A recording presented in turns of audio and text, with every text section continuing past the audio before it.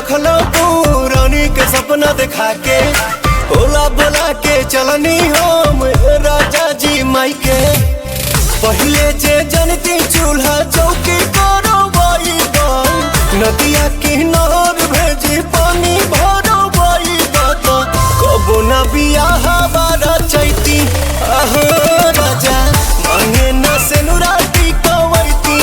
अहो राजा कबो न बियाह बारा चैती।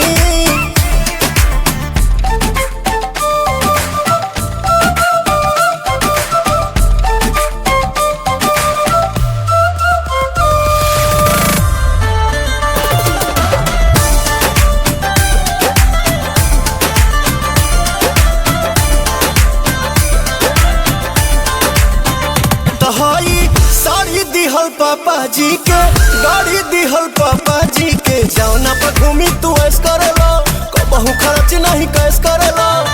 कुल ही कमाइया सब पौड़ाई बन सारी रात पिया ओनिए बिताई बात अपन भोजन न बसियती आहो राजा मांगे न सेनुराती कवैती आहो राजा कबो न बियाह बारा चैती।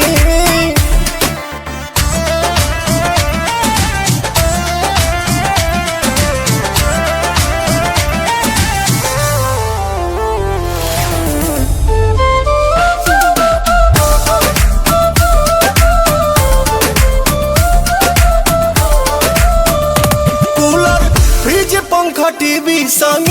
पहला सुनर बीबी तबो कहे न किया कदर करेला हर घड़ी हमसे कदर करेला